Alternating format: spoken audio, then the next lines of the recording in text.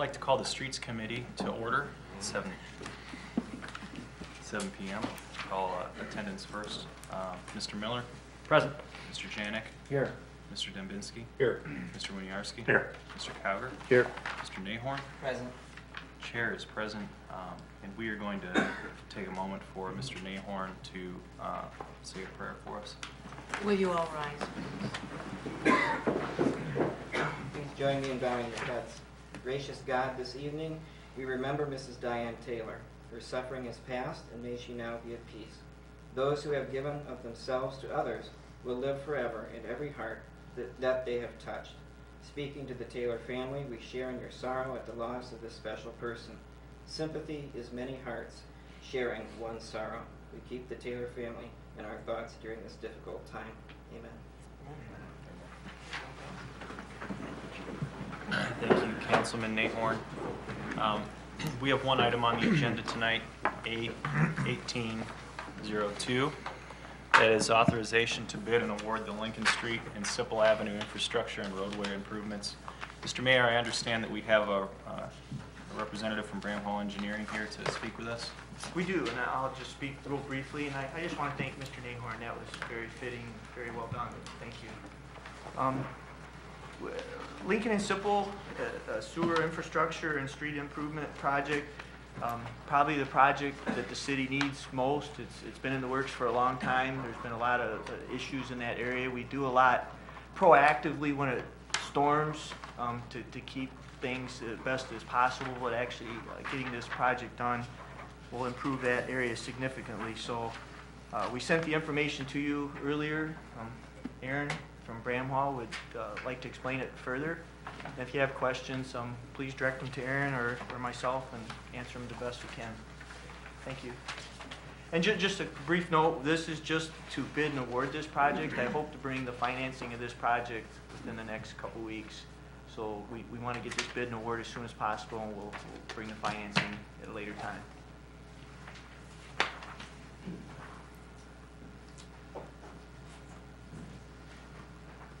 Good evening.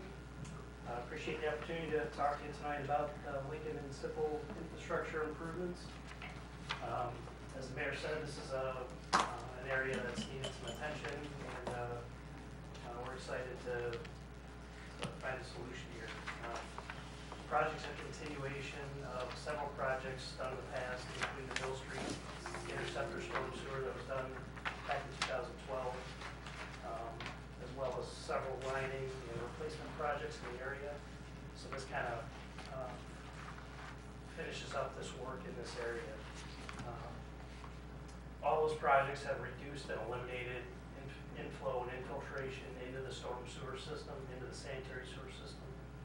And this is a continuation of that.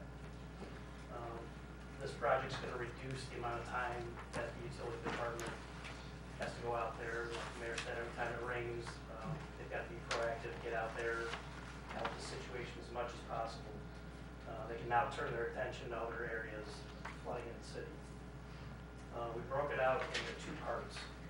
Part one is going to be the infrastructure work, which includes all the sewer work, sanitary storm, regional detention basin. That's going to be on the Beaver Creek Reservation part in Lorraine County Metro Parks. We're going to replace household sewer laterals in the right-of-way. We've got to relocate several utility poles to get the infrastructure within the existing right-of-ways. The area affected, it's got a very broad aspect. About 400 businesses and homes are going to be affected by this in a positive way. That's about 8% of the homes and businesses in the city. It's got such a broad effect because it's going to reduce the stress on the older infrastructure in that area. We're gaining a lot of new capacity in the storm sewer system. This drainage area is about 54 acres. Ultimately, there's a 48-inch storm sewer that's going to go through onto the Beaver Creek Reservation. We talk nerdy engineering things, but for the 100-year event, that's gonna have 97 cubic feet per second coming through that storm sewer system. And for comparative sake, we're sending that to a regional retention basin, and that's gonna slowly release that water. So it's gonna go from 97 cubic feet per second down to less than 22 cubic feet per second. And that's because of our stormwater codes, which are typical in other municipalities. You're required to detain that stormwater, hold it, release it up at a much slower rate. The average depth of the sewer is gonna be deep, it's about 20 feet deep. And it's deep because we've gotta get underneath the sanitary sewer system and get all that groundwater and all that stormwater out of the sanitary sewer system. We've got about 5,000 feet of storm sewer going in, about 2,350 feet of sanitary sewer going to the ground. If you want to talk more numbers, the regional basin that's going to be installed in the metro parks, about 540,000 cubic feet, which is a little over 4 million gallons of water it can hold. The residents in the area, they're part of the solution as well, and we're going to be reaching out to them. As you may be aware, you know, a lot of older homes, they get cross-connected. So their storm sewers wind up going to the sanitary sewer system. And we're going to be sending out notifications to those residents. We've worked with the utility department. They've video inspected all the laterals in the area. And there's not a lot right now because a lot of those have been removed from those cross connections. But there's still a few. So we're going to be reaching out to those residents to help the situation. Part 2 of the project is going to be the roadway rehabilitation. We're working on Lincoln between Cleveland all the way to Sipple in the first part. We're working on Sipple the entire length and North Main Street from 5 Points all the way up to Sunrise. Those areas will get full depth repairs, trench repairs, new curbs where needed. Lots of castings to adjust there. As far as the project schedule goes, in the fall, last fall, we submitted to Lorraine County engineers for Ohio Public Works grant and loan. We successfully got $500,000, so that money is going to go towards part 2 of this project. That money doesn't become available until July of 2018. So again, part 1 is the sewer work, the infrastructure work. We'd like to get that out to bid in March of this year, constructed and completed around July. Part 2, the roadway portion, would be bid out in May or June, money becoming available in July, and we hope to wrap it up in November of this year. Overall project costs, if you may have seen, we're just above $2.7 million for construction. OPWC is contributing $500,000 to the project. Total project costs are just under $3 million. I'd be happy to answer any questions. Thank you very much. Are there any questions from council, from the committee? Mr. Janik. Just wondering, as far as the sidewalk repair list that we sent out, are there any houses along this stretch that would have replaced any sidewalks? I haven't looked at that list lately. Would that be impacted by this activity? I guess that's a question. It's 2 separate complete issues. Okay. If there's sidewalks still needing fixed in that area, it'll still be the residents' responsibility. But if they've already fixed them? It won't hurt them. There won't be any digging No, near there? Okay. yeah, that Thank won't you. hurt Just wanna anything, make it's been sure that- fixed. Does that make sense? Yep, perfect, thank you. Mr. Nahorn. Thank you. Thank you very much for the comprehensive information and presentation. With my background in environmental studies, this looks like a great project. And we've had some issues with the combined sewer issues in the past, so I think this will be one of the important steps to move forward on that. I know you brought a map. Are you able to point out, and I've been through the Beaver Creek Park, kind of location-wise, where this is going to be? Sure. You all can see this. We've got Sunrise Drive back here. You've got the asphalt path that comes along here. So it's kind of hard to describe the area. But if you were to go to the end of Long Street Okay. and walk back, we've got a clearing back here. This clearing was Right. created during the original construction of Okay. the Beaver Creek Reservation. Familiar. So we're taking advantage of that. We did have an environmental company review the wetlands out there and the entire path, so we're good on that. But we're taking advantage of this clear area for the construction of the retention basin. Great. And it'll outlet, it'll run parallel with the asphalt path that's out there, and we're taking advantage of an existing outlet ditch that goes Okay, into Beaver yeah, Creek. yes. And then also, just briefly, is this wet or dry? I mean, is This is it, gonna be a wet it is basin. a wet basin, okay. Plantings around it, are there any specifically? We're not doing too much for planting. We will have a wetland mix that goes on the wet areas of the basin.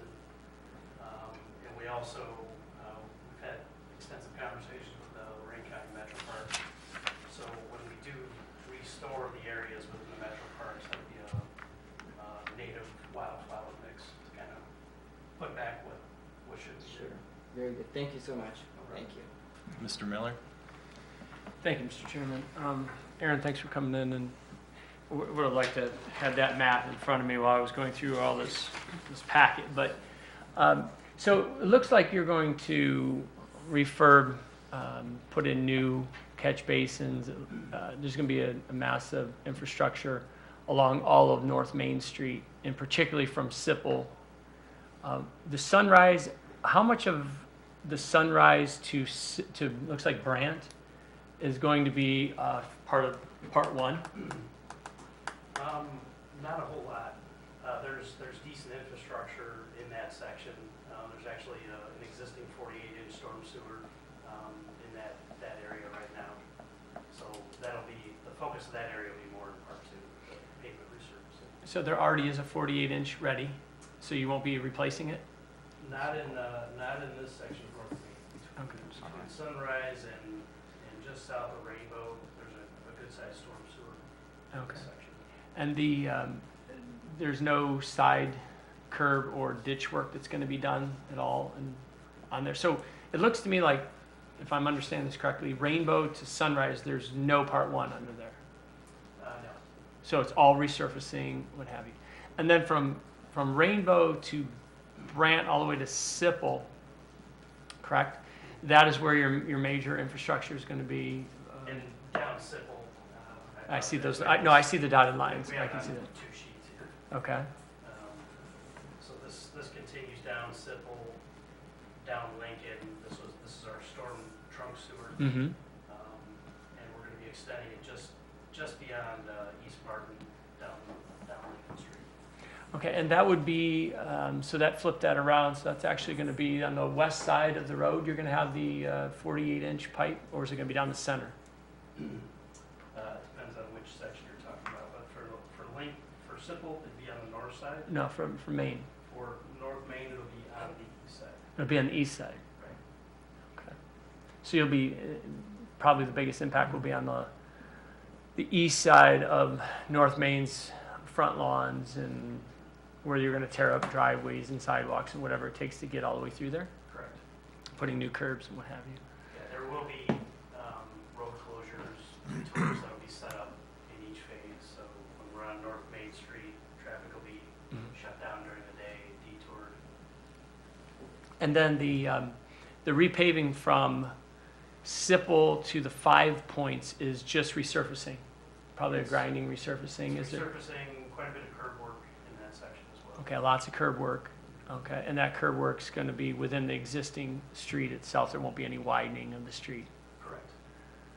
Yeah. this was a great opportunity in my mind to connect the Metro Park bike path that was brought over from the north side and run it downtown so we could bring pedestrian traffic to our businesses in downtown. I would really have loved to seen a bike path, a street, you know, a couple feet of bike path when we resurfaced it, and we're digging it all up to bring that through. Now, I did speak to the mayor, and I do appreciate two things that he's trying to do here, and so this is why I'm supportive, and I'm going to give him the pass on this. I know that, one, this flooding is our number one concern. When I stepped on council almost 6 years ago, or whatever it's been, my first time up here, that was a big issue, and I think the last mayor at the end of his term and Mr. Costello have been working hard, and his administration been working hard to relieve a lot of this. We finally got an opportunity possibly for some funding and some street work here.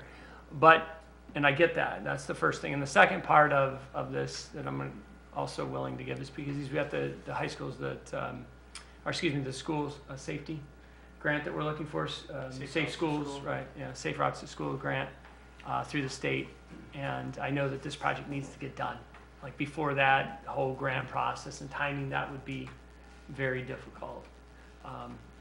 But what I would like for you to hear from my mouth to your ears is that whenever you can look at some of these things, please consider how we can bring a more pedestrian-friendly downtown neighborhood, especially the neighborhoods that are coming from the parks to 5 Points or up Cleveland or up. But whenever we do that, is there a way to bring pedestrian routes, maybe even widen, because we don't have any sidewalks, as you know that, right, all the way along the east side of Maine, correct? Or west side of Maine. West side has no sidewalks, and the east side's kind of up and down.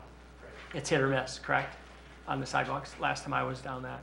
And so this would have been a good time to maybe get some pedestrian friendly, get an opportunity for somebody not to get hit coming up a very busy North Main Street and getting us into town. I know it connects the Metro Park, it can help us connect downtown, which connects our parks. And so I appreciate the fact that you listen to me, want something that this really is not focused on.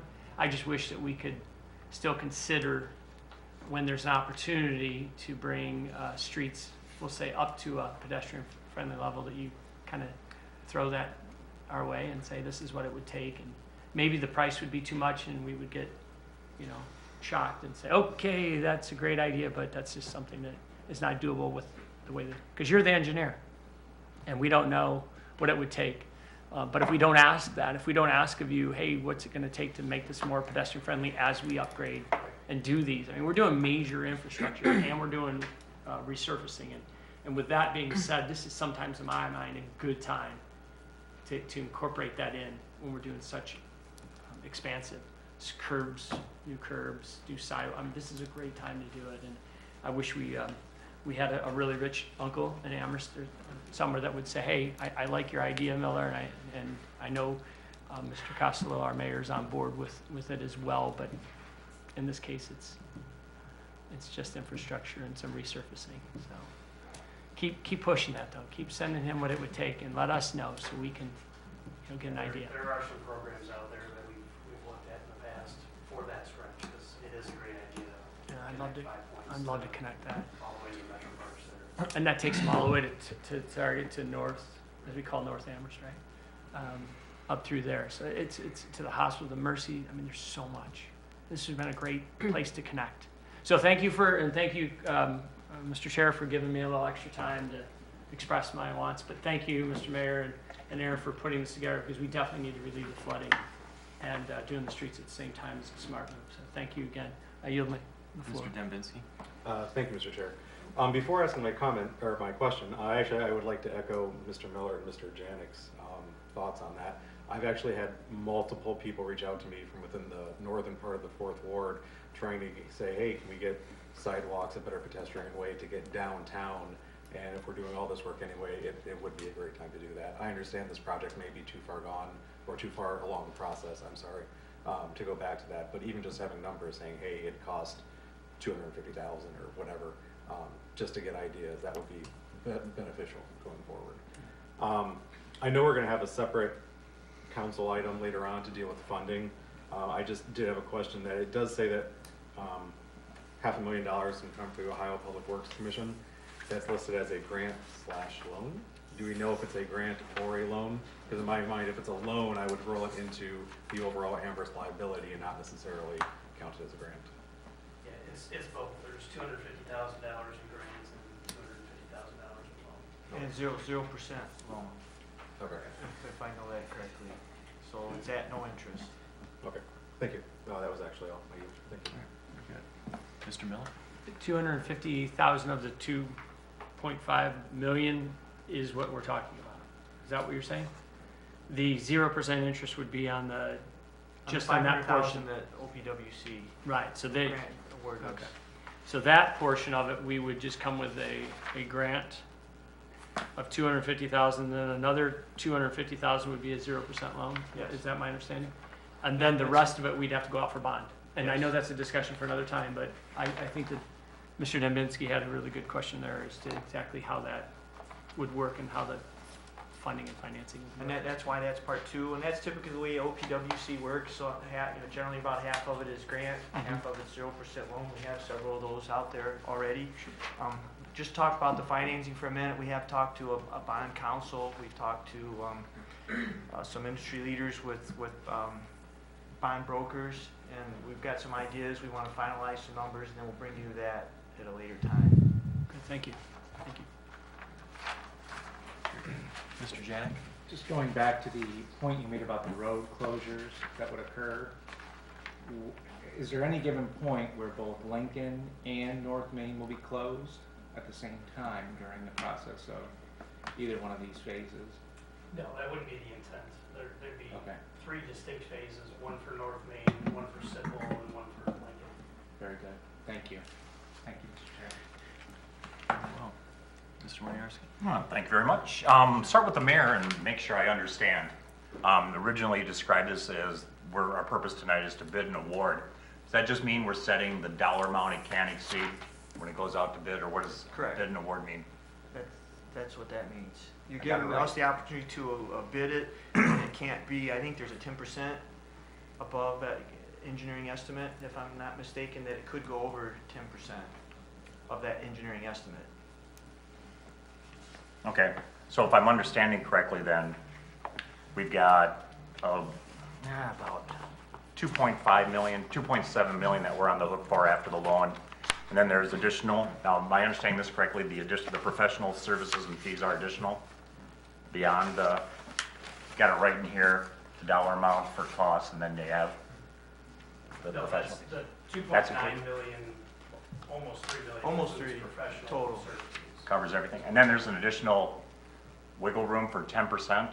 It can be over this amount. If So it comes, we hope that it doesn't, but legally, and we don't have to accept it, but legally, you can't go over the No. 10% bid estimate, or That's fine. engineering estimate. and I And guess, that's why the financing isn't at this point, we're hoping to be a little further along. okay, file that notion away in the back of your head. I'll revisit that in a minute if you would, please. I got some other questions. On that picture there, does it show the footprint, the direction that we're manipulating, or we're working on both sanitary and stormwater, correct? Does it show the footprint, what's being attended to where? At this scale, we only have the storm sewer turned on, so the main trunk storm sewer is shown. Okay. Sanitary work is not shown. Mhm. And It For the becomes- record- It becomes too blurry when you. can I turn on tell you shooting lens. how in favor I am of this project? This goes right by my house. Ran into a couple of your guys, they're delightful people. I wish my dog was nicer to them, but anyhow. After a big rainstorm, it was nothing there for the stretch to see carpet on the front lawn, people throwing carpet out. I mean, I'm gonna guess half the people I've talked to don't even bother putting carpet in their basement anymore. They've gone to concrete and paint. It's desperately needed. So I applaud the administration and Bramhall for their work on this here. The numbers, all as far as what we're gonna get out of it, look good, but I had a question with regards to the elevation of the basin and the pathway there. Does it require a lift station to get the water there? It's We've got other- Good no kidding. All right, very good. Now I'm gonna get to the part, I hate to mention this, but if we got 10% buffer there, And we have a 10% buffer here, it's just called contingency. We mentioned it once before when the police came to us, enough of this contingency stuff. You're gonna have to sell me on this 10% contingency. I'm opposed to contingencies. I believe I mean, a maybe bid out is a there you're bid. digging 20 foot deep in sand, and you just don't know what you're gonna run into. Right. 10% is such a small number. And we hope not to use it. It's not like we're going to if we don't need it, but Yeah, and I don't doubt you're gonna nickel and dime this thing together, to death, Mayor. I firmly believe that. But just the principle of approving a 10% with no other reason than just in case of, that money always seems to get spent unless we say no. At least it has in the past. I'm just trying to think how to say this correctly. Well, Go ahead. So typically for construction engineers' estimates, we're putting our best guess to it. Mhm. And we're not done with the plans, obviously. We've got a fair amount to do still to get this ready for bid. So we've got some unforeseen things.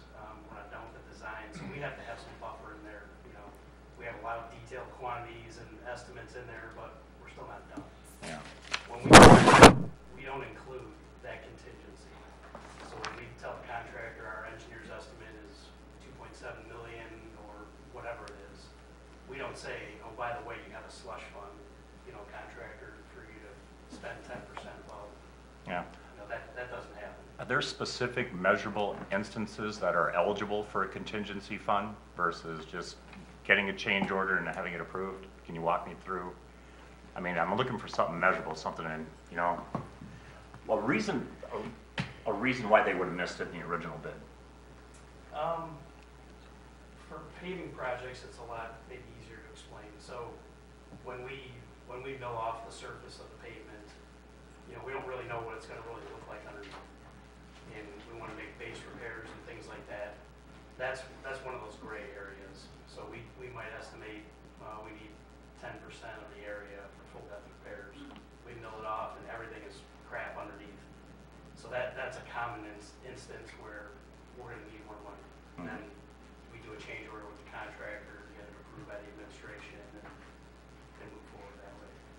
What's the approval process too? Is there a project manager that reviews the change order, or who's approving it? I would typically, I'm the project manager basically for construction projects in the city. So it really starts with me and our inspectors out in the field. They'll bring it to our attention. Hey, we got a problem out here. We've got some pavement that's gone. We're gonna have to replace it. So it usually starts with me. We review those quantities with the administration and then process it from there. We have some pretty heated meetings over some of these contingency items and change orders. They're not just passed right down the line and signed. I mean, ask Aaron. Yeah. Some of these are pretty tough to get through our office. Yeah. There's just so many unknowns with the project this big. Is there something I could see of change orders that have been approved in the past so I can get a feel for the flavor and the reason why? I want to vote yes, Sure. but I can't until I feel comfortable with this. And so I apologize, I'm going to probably vote no tonight, but I'd like to vote yes next week when this comes to council. But I would like to stop in if you could put something together here and just give me, I just want to understand this change order process. I just instinctively, 10% just bugs me for a contingency fund. That's just where I'm at with it. I would love the project. I admire the work you guys do. Just uncomfortable with that line on. That's all. Thank you. Mr. Cowder.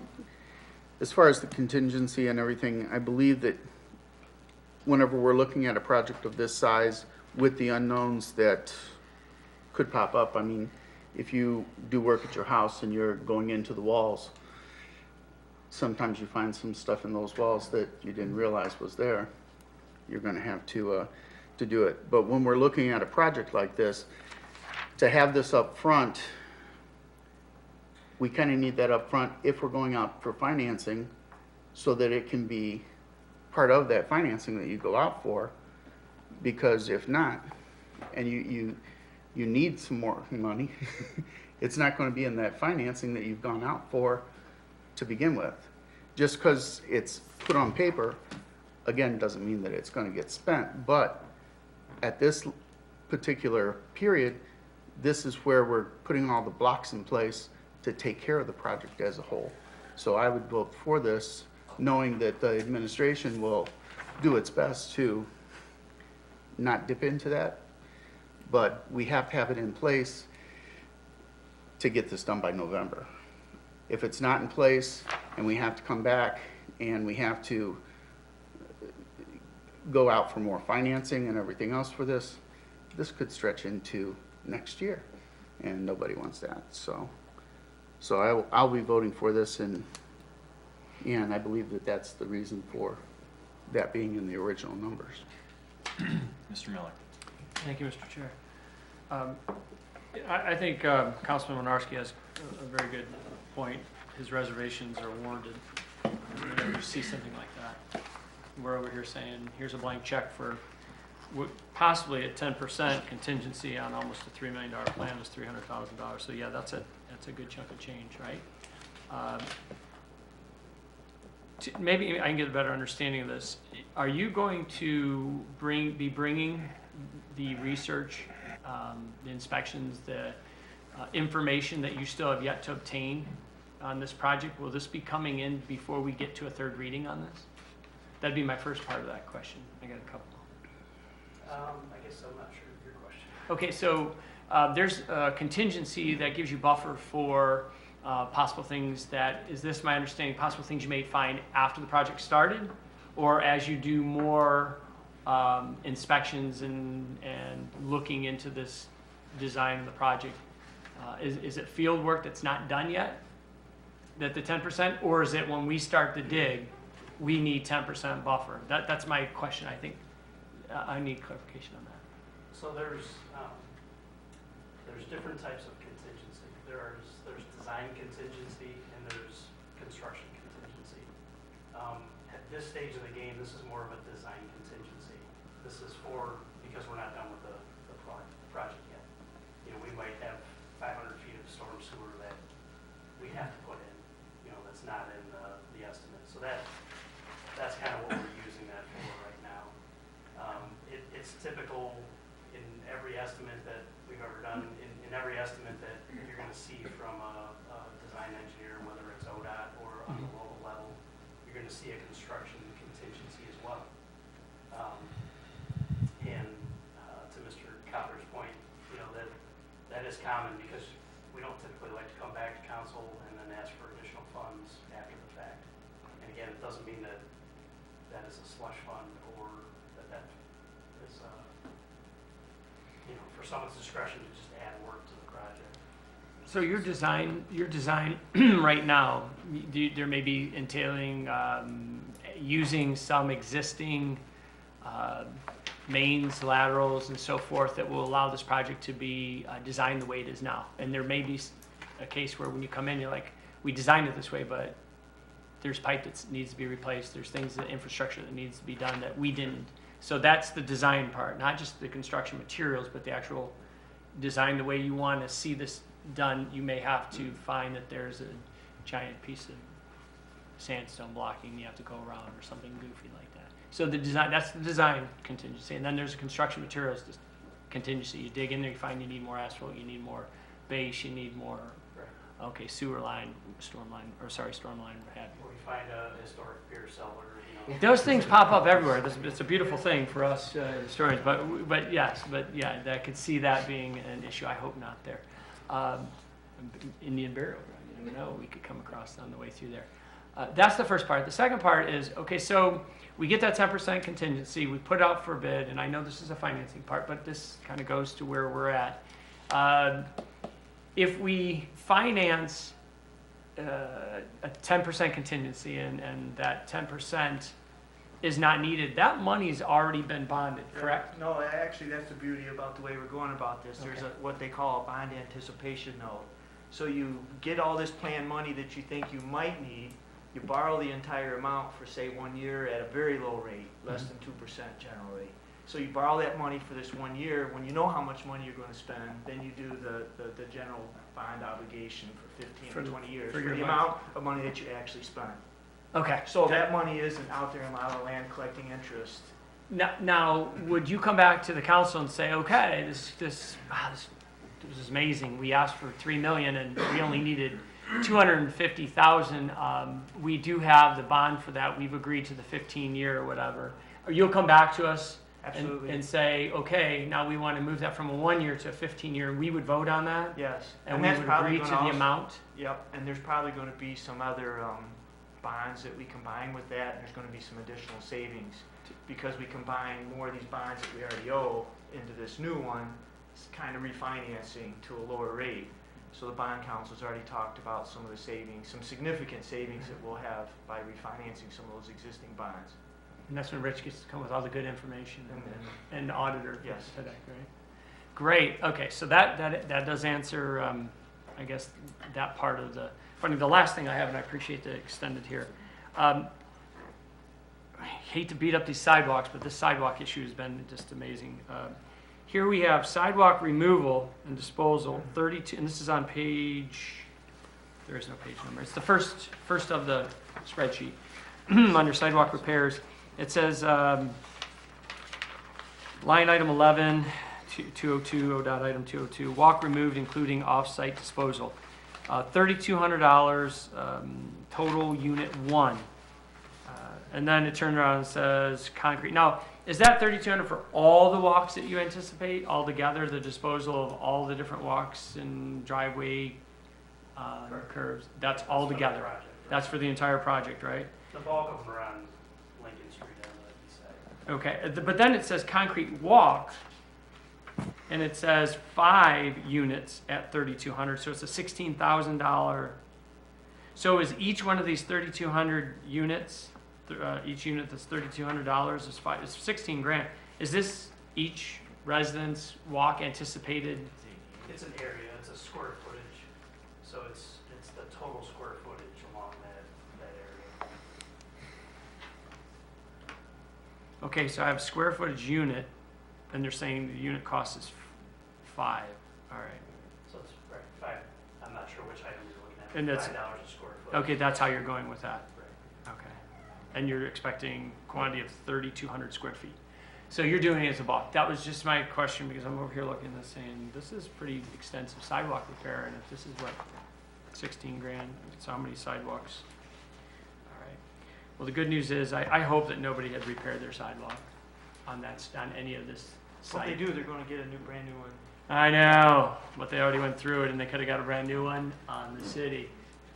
I know that, so I would have liked to have seen them be notified ahead of time on that. But I don't think there's any I that I don't- remember I recalling don't in know. this area. and there's some areas that have no sidewalks. So. And we're not putting in any new sidewalks on any of this repayment project, right? It's only the ones, because Just replacement. we're going up the side that has the sidewalks, not the side that has hit or miss. A bunch of them are missing. On the west side of that North Main, there are very few sidewalks, if I recall. And then on the east side, that's hit or miss.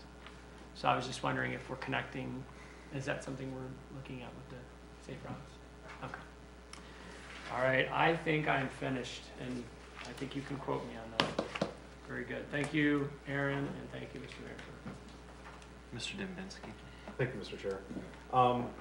When we were talking about contingencies, and I think you had actually did something that jogged my mind. So I understand why we do contingencies.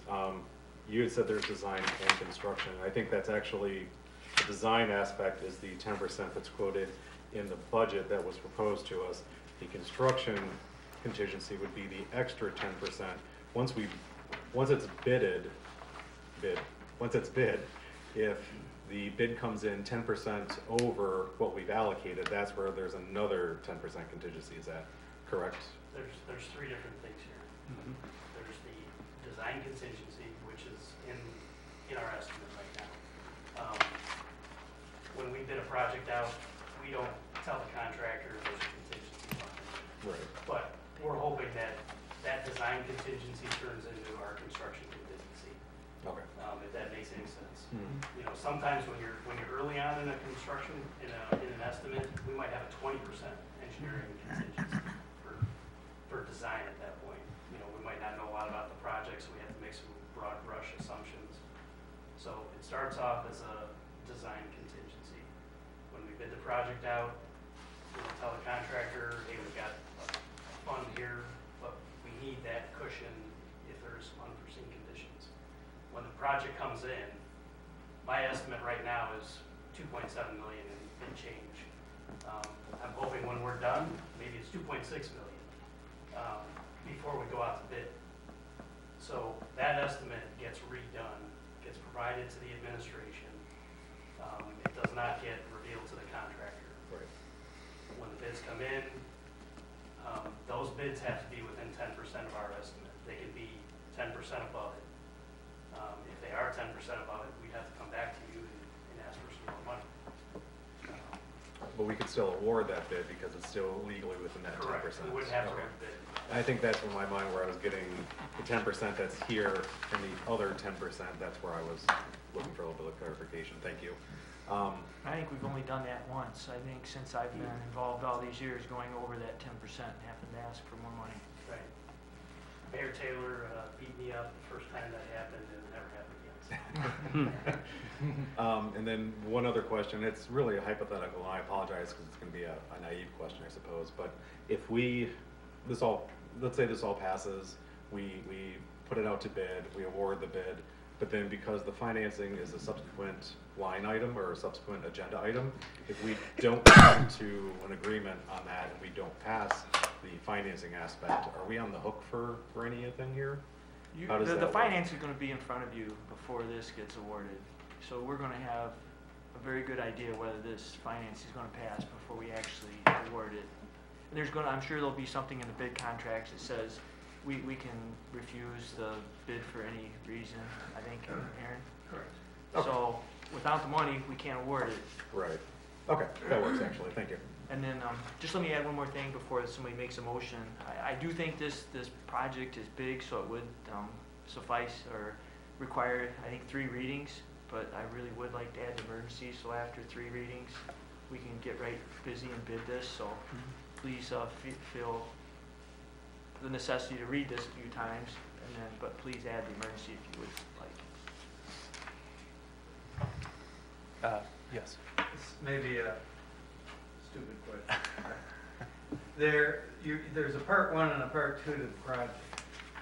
And I note that on the second letter of Bramwell's letter, it says, part 1, bidding and construction, March 18th to July 18th. Part 2, bidding and construction, May to November. We're only talking about awarding a bid for the entire project, or are we separately awarding bids for part 1 and part 2? I'm hoping the entire project. Because if we're not doing that, obviously I need to know when I draft the ordinance, and we also need to break out the cost between part 1 and part 2. Because the ordinance will say that a cost not to exceed, in this case it would be $2,473. $2,473,000 plus change, not to exceed that. That's the number we're going to put in the ordinance.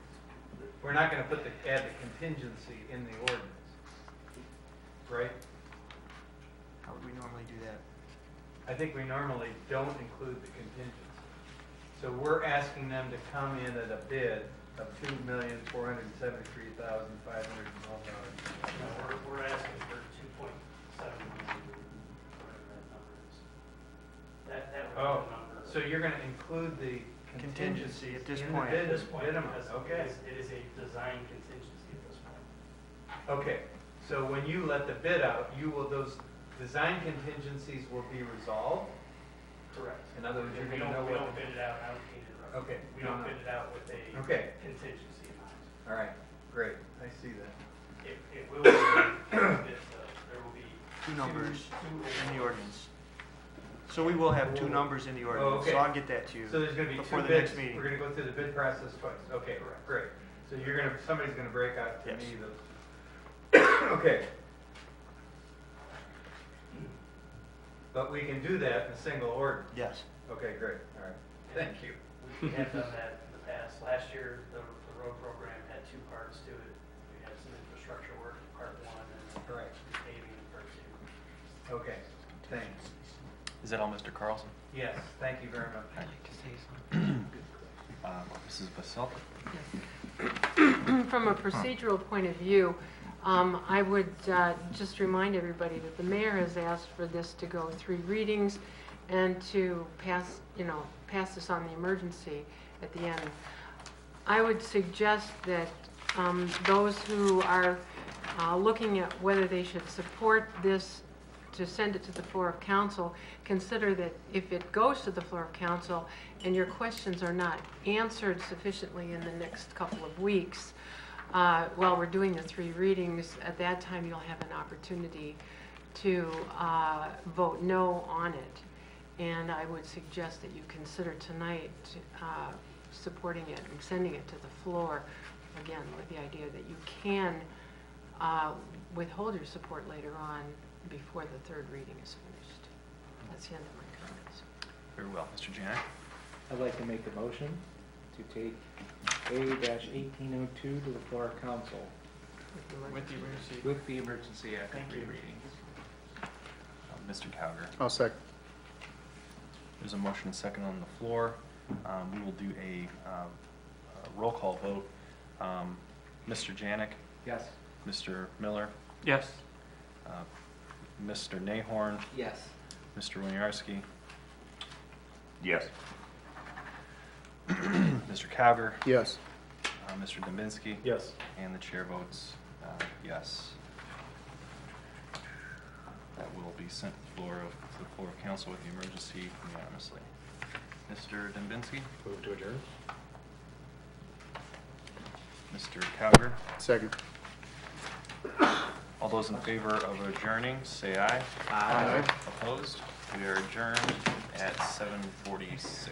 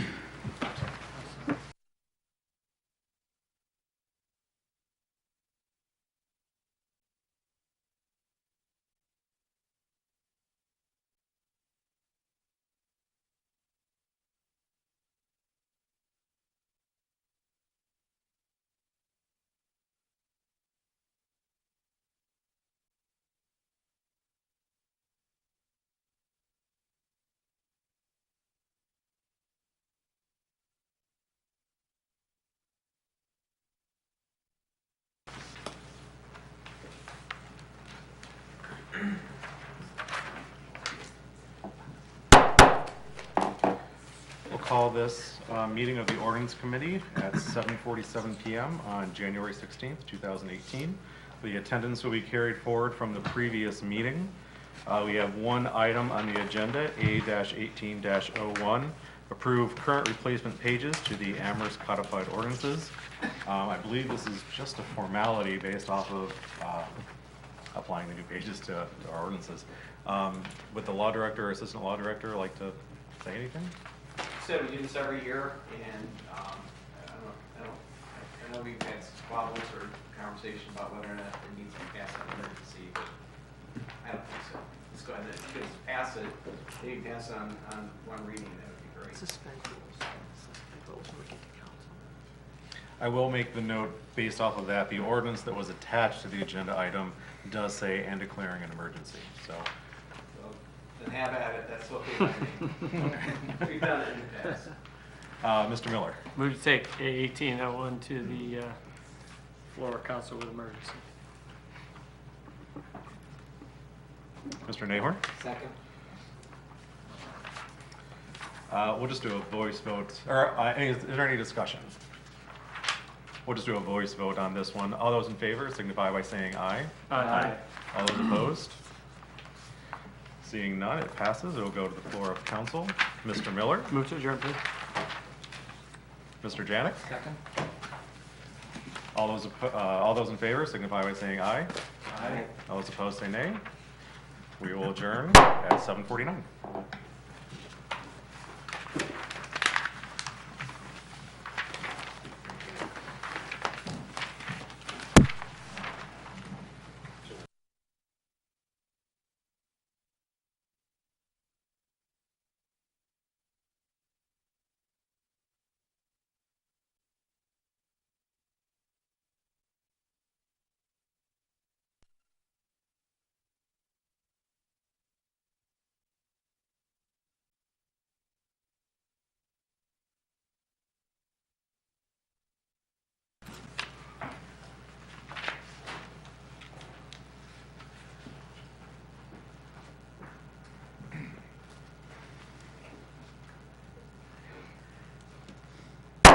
Good evening. I'd like to call this meeting of the Utilities Committee to order at 7:50 PM.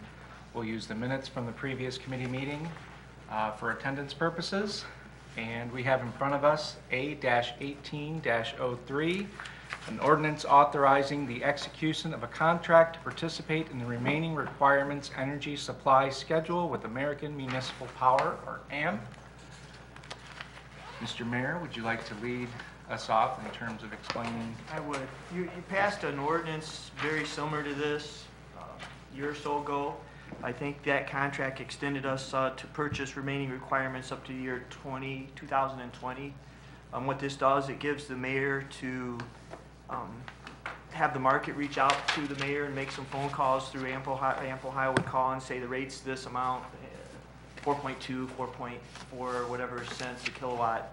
But it doesn't allow me to lock in a rate any higher than 4.6 cents a kilowatt or $46 a megawatt. Our rate consultant, Mr. Courtney, has said this is a good idea. The market's very good right now. Right now, about 24% of our energy is bought on the remaining requirements. By the year 2021, some of that of our purchase power will be dropping off, and we'll be at 31.8% of our portfolio will be bought with these remaining requirements. It'd be very nice if all of our energy could be bought at 4.6 cents a kilowatt or less. Some of our energy right now is very expensive.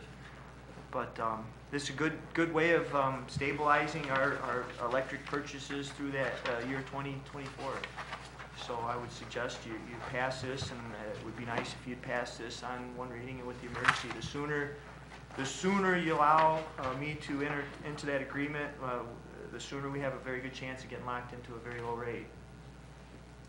So if you have any more questions, I'd be glad to answer them. Thank you, Mr. Mayor. Do we have any questions, discussion? Mr. Winsky. Thank you. Real briefly here, it is 4.6 cents per kilowatt hour. That's dynamite. But am I understanding correctly? Or less. Or less. But am I understanding correctly, there's also the kicker that we have to pay delivery fees, and I think it's on page 2. You pay that no matter there may what. be some extra, and I understand We that. pay that no matter what price. There's the demand charges, and That's there's typically 3 different parts consistent to your regardless. electric bill. This is just the energy portion. Like some of it now is hydro, wind power, natural gas. We have 5 or 6 different types of energy that we buy, and this would just stabilize that empty portion that we typically have to go out on the market and purchase or get involved with another power plant. Yep. So, okay, I understood correctly. The one thing I really was excited to see in here is that if any of these providers that we enter into an agreement with decides to misbehave, we give AMP all the power to go after them as legally as they want. So we can unleash the dogs if they don't behave as we expect. Exactly. So with that, I was real happy with the package that you put together. Thank you. Thank you, Mr. Winarski. Any other comments, questions, concerns? Seeing none, I'll entertain a motion. Mr. Cowger? I'd make a motion to take this item to the floor of council with the emergency. Thank you, Mr. Cowger. Mr. Miller? Second, please. We have a motion to take this to the floor of council with the emergency. All those in favor signify by saying aye. Aye. Okay. Any opposed? The ayes have it. Mr. Miller? Move to adjourn. Mr. Dembinski? Second. Thank you very much. We have a motion to adjourn, seconded by Mr. Dembinski. And all those in favor signify by saying aye. Aye. Any opposed? We will adjourn this meeting at 7:55 PM.